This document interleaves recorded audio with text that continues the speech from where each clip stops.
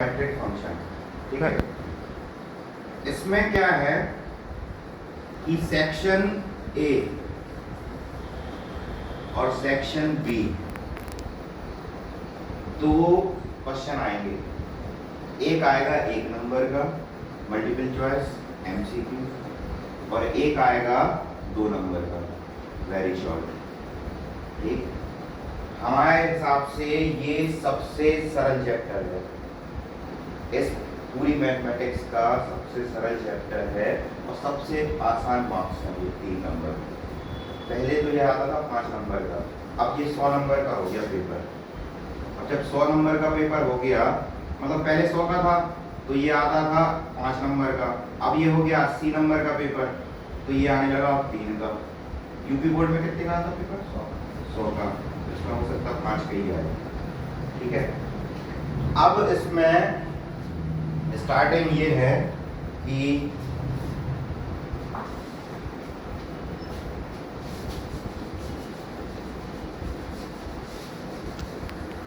अब देखो 1 नंबर के जो क्वेश्चंस हैं वो आने तुम्हारे 11 से।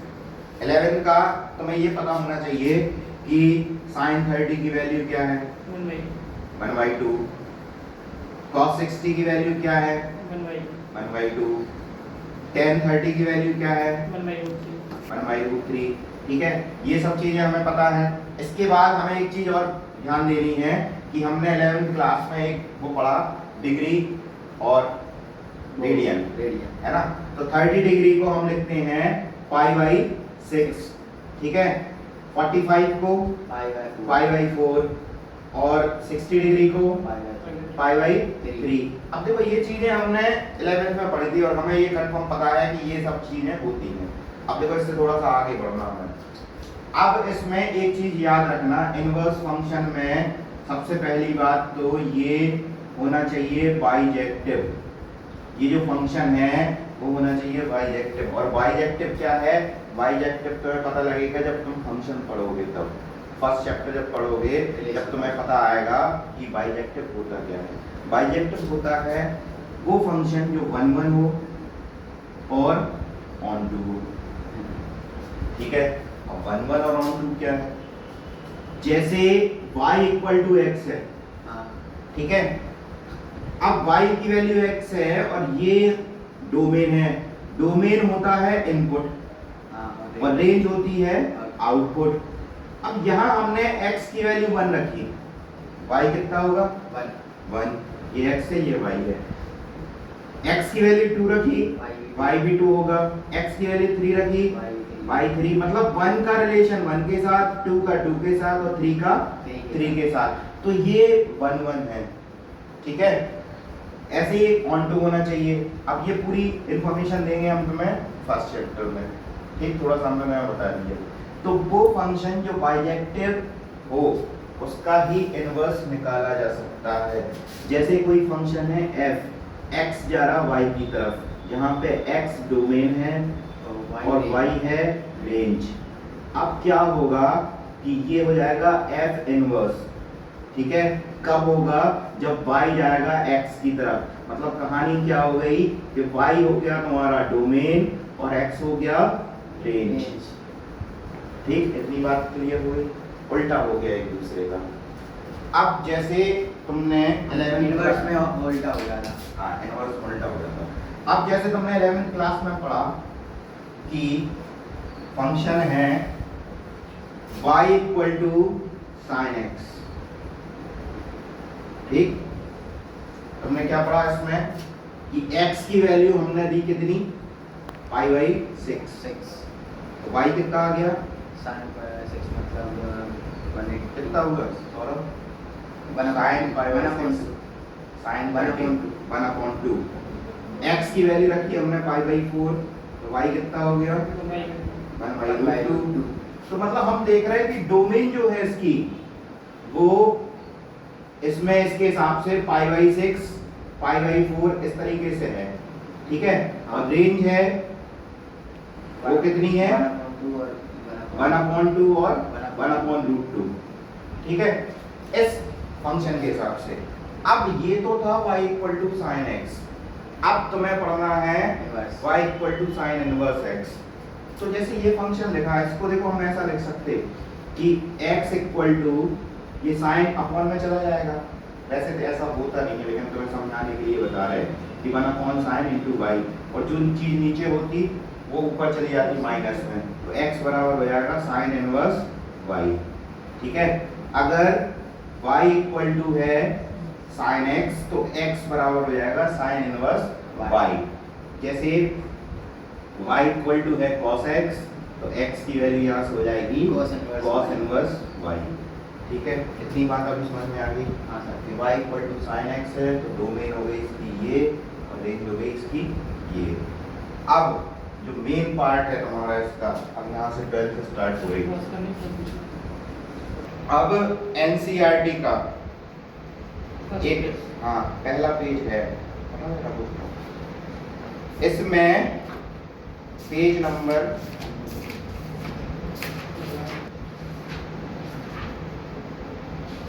पेज नंबर 40 पे एक टेबल दी, देखो हम लिख रहे हैं। ठीक है, साइन इनवर्स ये है डोमेन और ये है रेंज, और यहाँ पे -1 से 1 इसकी डोमेन है, रेंज है -π/2 से लेके π/2। ठीक, ऐसी कॉस की देखेंगे हम, कॉस इनवर्स की रेंज है -1 से 1 और ये है 0 से pi. tan inverse all real number except -1 से 1, -π/2 से π/2 एक्सेप्ट 0। रेंज cot इनवर्स की all real number 0 to pi. sec inverse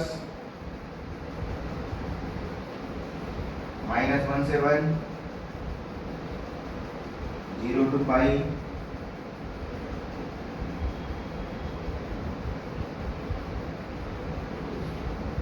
close interval -π/2। Last function तुम्हारा बचा cosec इनवर्स, और इसकी डोमेन है -1 से 1, रेंज है इसकी -π/2 से π/2 और -0। ठीक है, अब देखो ये चीज बिल्कुल याद करनी तुम्हें। अगर ये चीज याद हो गई तो एक नंबर तुम्हारा मल्टीपल चॉइस पक्का हो गया। इसको हम बोलते हैं प्रिंसिपल वैल्यूज। ठीक है, यहाँ से प्रिंसिपल वैल्यूज पूछी जाती है एक नंबर में, और ये 100% आएगा चाहे बोर्ड कोई सा भी हो। ठीक है, यहाँ से एक नंबर तुम्हारा क्लियर हो जाएगा। अब देखो कैसे हमें याद रखना है, ये चीज याद भी नहीं रखनी, ये हम तुम्हें बता देंगे तुम्हें कैसे दिमाग में सेट होना, वो सेट हो जाएगा। ठीक, डोमेन तो सबकी सेम है क्या डोमेन? देखो -1 से 1, -1 से 1 ऑल रियल और रियल, 10 की भी ऑल रियल होगी। नहीं एक्सेप्ट कहा था ना आपने। नहीं इधर इधर ध्यान देने वाली बात ये है कि 3 दोस्त हैं, यहाँ 3 फंक्शन हैं दोस्त, वे चलते एक साथ, बाकी 3 अलग दोस्त हैं, ग्रुपिंग है एक। साइन फंक्शन और कॉसेक फंक्शन और tan फंक्शन, ये देखो तीनों एक साथ चल रहे हैं। -π/2 से π/2, हाँ -π/2 से π/2, -π/2 से π/2, 3 एक साथ चल रहे हैं। 0 to पाई, 0 to पाई और 0 to पाई। ठीक है, अब देखो इसमें कैसे तुम्हें क्या करना है, हम तुम्हें थोड़ा सा एक बता दे रहे हैं। y equal to sine x का हमने ग्राफ पढ़े थे लास्ट ईयर, ऐसे होता साइन का ग्राफ। हाँ 0 π/2 पाई 3π/2 2 पाई।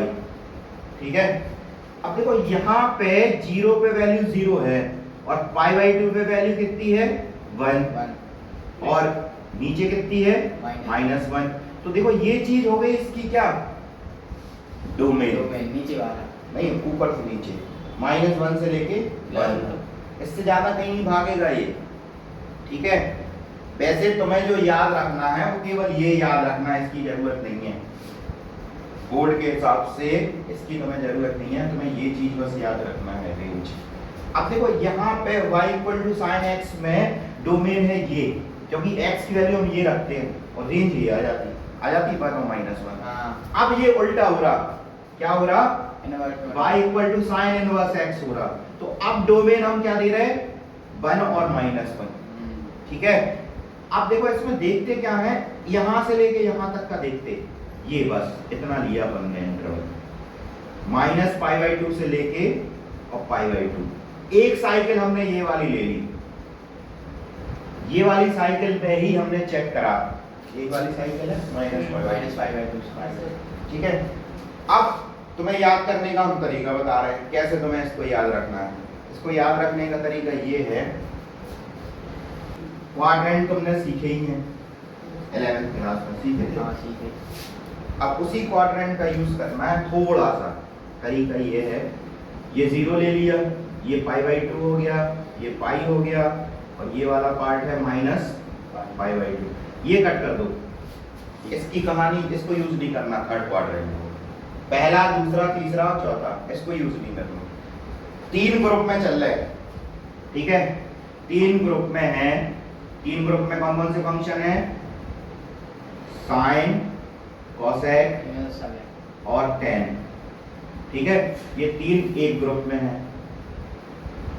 कॉस, सेक और कॉट ये एक ग्रुप में है, ठीक। अब इन 3 फंक्शन की रेंज कहां से कहां तक जाएगी, -π/2 से लेके π/2 तक, ठीक है। इतना दिमाग में तुम्हें याद रखना। और इन 3 फंक्शंस की रेंज कहां से कहां तक जाएगी, 0 से लेके पाई तक, ठीक है। अब साइन का तो हमें पता लग गया कि -π/2 से लेके π/2 तक जाएगी, ठीक है। अब कॉसेक है, जो कॉसेक क्या होता 1/sin, यही होता। तो 1/sin, डिनोमिनेटर में साइन आ गया और साइन काय पे डिफाइन नहीं होता, 0 पे, क्योंकि साइन 0 की वैल्यू 0 हो जाएगी और 1/0 क्या हो जाएगा, नॉट डिफाइन हो जाएगा। इसलिए कोसेक इनवर्स x की रेंज आ गई -π/2 से लेके π/2 और एक्सेप्ट 0। आई समझ में बात, ठीक है। इसके बाद tan होता है sin x upon cos x, sin x की ऐसा कीजिए, ठीक है। अब tan कहाँ था, ये था, और cosec था ये। अब इसमें cos कहाँ डिफाइन नहीं होता, 90 पे, cos 90 पे क्या होता 0, तो ये 90 पे डिफाइन नहीं होगा। चेक करो जरा, π/2 तो नहीं है, tan में π/2 पे डिफाइन नहीं होता, लेकिन भाई रेंज तो वही खत्म हो गई -π/2 से π/2, इसलिए वहां गलत लेकर था, ठीक है। अब देखो 3 फंक्शन हमने पढ़ लिए, sin, tan और cosec, सिंपल सी बात है, sin और tan सेम रेंज, cosec में एक्सेप्ट 0, क्योंकि cosec होता 1/sin, मतलब नॉट डिफाइन, ठीक है। और sin 0 पे वैल्यू 0 डिफाइन नहीं होती और 1/0 नॉट डिफाइन होता। अब देखो इसके बाद नेक्स्ट 3 फंक्शंस, नेक्स्ट 3 कौन से हैं, cos, sec और cot, ठीक है। cos, cot और sec, ठीक। एक चीज और है याद रखें, cos और cot cc वाले फंक्शन देखो, ये दोस्त हैं, ठीक है, जिनमें cc है, cos हो गया और cot हो गया, और cos का जस्ट उल्टा क्या होता है sec, तो ये 3 एक साथ हो गए, और sin का उल्टा cos है और साथ में tan, ये 3 एक साथ में हो गए ग्रुप में, ठीक। अब cos का है रेंज 0 से लेके पाई, ठीक। sec होता 1/cos होता, और cos π/2 पे डिफाइन नहीं होता, है ना, इसलिए sec भी π/2 पे डिफाइन नहीं है।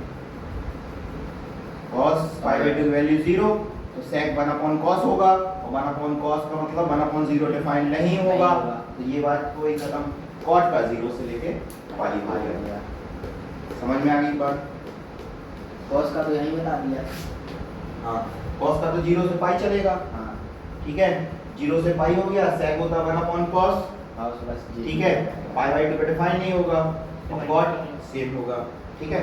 ये हो गई बात, फर्स्ट एक्सरसाइज हमारे यहाँ खत्म हो गई। ड्रॉप करना है इसको। हाँ कि भाई 2.1 एक्सरसाइज 2.1, इसमें पहला जो क्वेश्चन है वो है find the principal values of sine inverse 1/√2। Example है। ठीक है, अब देखो हमें इसकी प्रिंसिपल वैल्यू बतानी है, हाँ तो हमने मान लिया कि y = ये है फंक्शन, मान लीजिए। ठीक है, हाँ लेट कर लिए y = ये गिवन है। अब सीधा सीधा एक नंबर का क्वेश्चन है, मल्टीपल चॉइस है, टिक करना है, ज्यादा दिमाग नहीं लगाना है, सीधा दिमाग में आना चाहिए कि साइन की रेंज कहां से कहां तक। तो साइन की रेंज -π/2 से लेके π/2 तक, इसके बीच में ही आएगा हमारा फंक्शन की वैल्यूज, बस इसके बाहर नहीं जाएगी। तो 1/√2 की वैल्यू साइन में क्या होती? 45, तो y = आ गया π/4, ये आ गया इसका आंसर।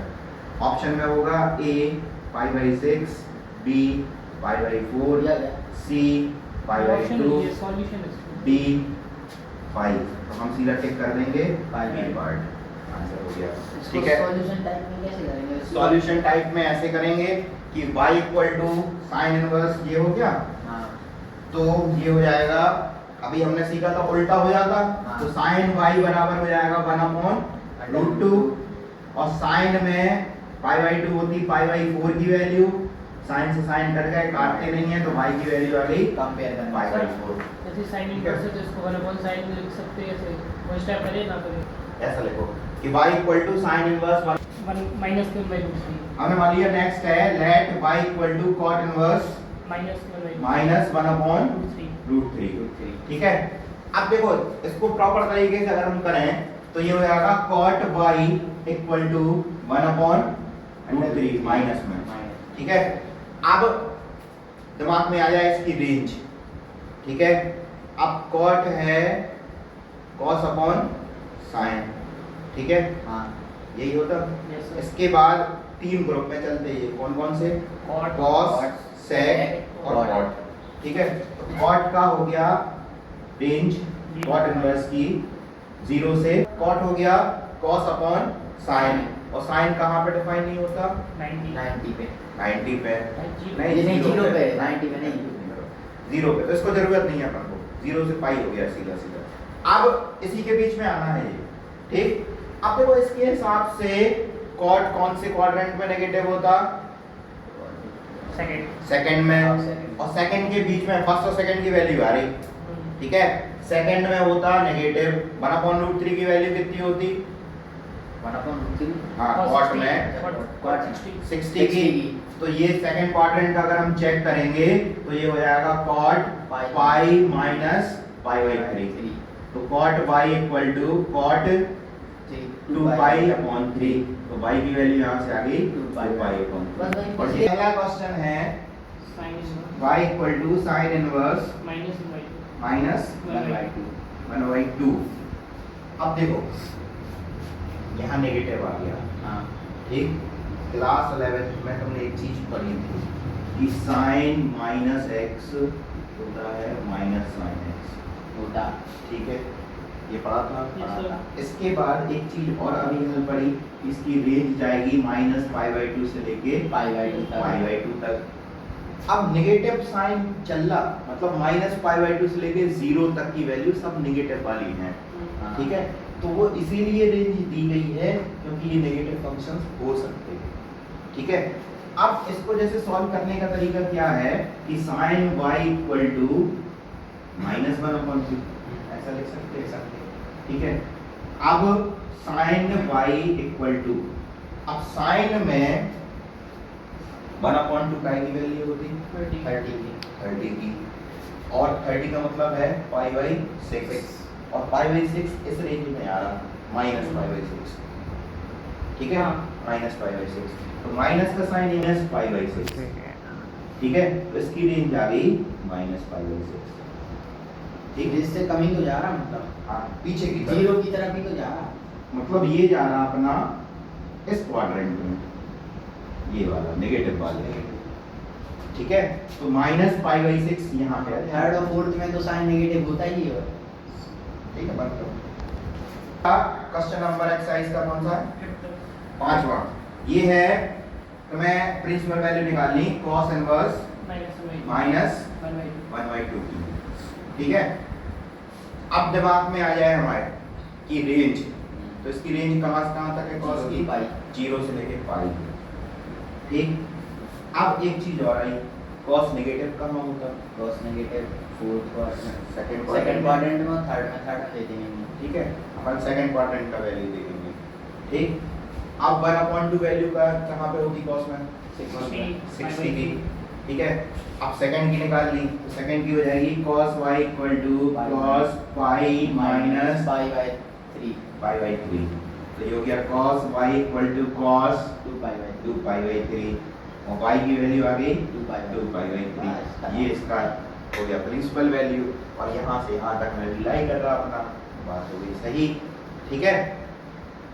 चलो एक क्वेश्चन हम देखेंगे इसका एक्सरसाइज का 11 चैप्टर बोलो जरा 11 में वैल्यूज फाइंड करनी हमें, एक्सरसाइज एनसीईआरटी का 2.1 में वैल्यूज फाइंड करनी, बोलो जरा। tan inverse 1 plus cos inverse minus 1/2 plus sin inverse minus 1/2। अब देखो इसकी वैल्यू फाइंड करना, एक नंबर में ये भी पूछा जा सकता, तो इसमें सीधा सीधा चेक करना, tan में 1 5/4 रेंज में है, ठीक है, माइनस 5/2 से 5/2 tan की रेंज साइन के साथ चलती, ठीक है, तो ये हो गया π/4 cos नेगेटिव सेकंड क्वाड्रेंट 0 से पाई रेंज पाई माइनस पाई/3, पाई माइनस π/3 अभी ऊपर निकाल लिया अपन ने 2π/3 साइन नेगेटिव 30 पाई माइनस पाई/3 नहीं पाई माइनस पाई/6, फोर्थ क्वाड्रेंट में माइनस π/2 से लेके π/2 रेंज, तो 1/2 होती 5/6 की, इसकी रेंज हो जाएगी माइनस 5/6, ठीक है, सिंपल, आ रही समझ में। देखो एक चीज और ध्यान रखना कि साइन tan और cosec में अगर नेगेटिव है तो नेगेटिव बाहर निकाल के और वैल्यू रख दो, बस जो वैल्यू आती है वही बस उसी का माइनस लगा दीजिए, ठीक है, आगे बात समझ में। तो ये हो जाएगा माइनस 5/6, ठीक है। अब वैल्यू अब सॉल्व कर लो, बस सिंपल है, सॉल्व कर लेना है, एलसीएम लेके, ठीक है। सर जी इसको माइनस में क्यों नहीं लगाया? माइनस देखो ये हो गया 11th क्वेश्चन, अब इस एक्सरसाइज में है तुम्हारे 14 क्वेश्चन, तो ये तुम्हें कंप्लीट करने हैं सारे आज के आज, और अगर जो भी डाउट होगा तो कल अपन डिस्कस कर लेंगे, ठीक है। तो आज का टाइम यहीं पे हो रहा है क्लोज, ठीक।